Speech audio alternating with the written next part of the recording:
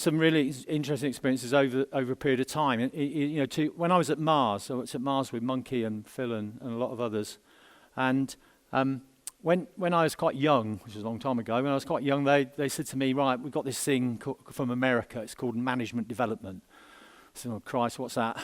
And they said, basically it means you're going to have to do things you've never done before.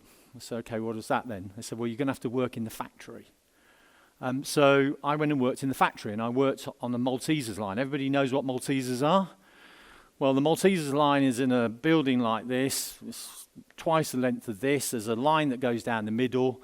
There's all these honeycomb balls jumping up and down in the middle. There's all these chocolate sprinklers sprinkling chocolate all over it. And generally, it was chaos. And of course, what happens to the balls? They fall off. My first job, when I went in to run the line, the guy who ran the factory said to me, whatever you do not screw this up for us. You don't know what you're doing. I'm going to give you one tip. Listen to the operators. Listen to the operators.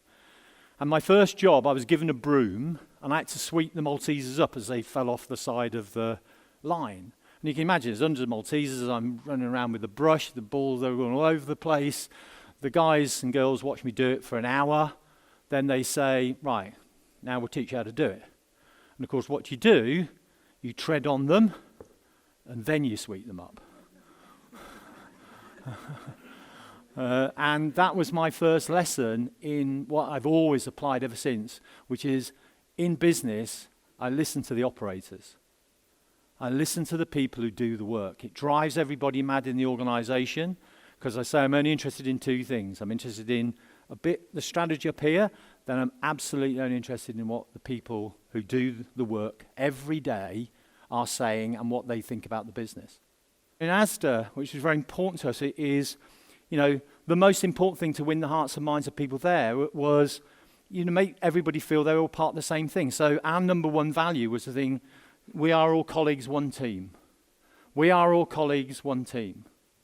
We are all colleagues, one team. And that became how we operated. So again, we had 200,000 people. The most important people in our organization were largely the women who were on the checkouts.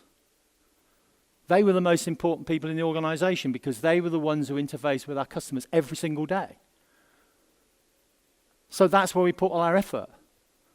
We were all called our Christian names. There were no car parking space. There was no boardroom. There were no board dinners. We all tried to be an entity. We gave everybody in the business. Everybody in the business shares in the company.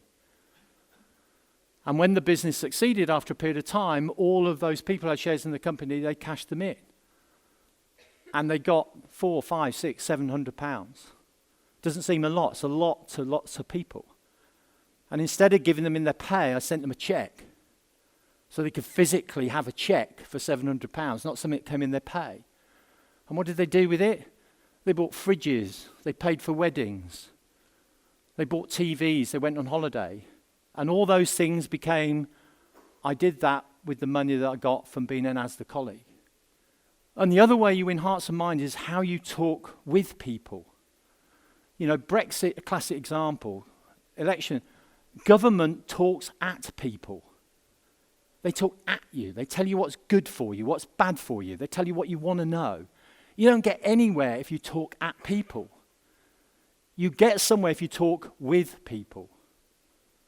And you talk with people in the language that people understand.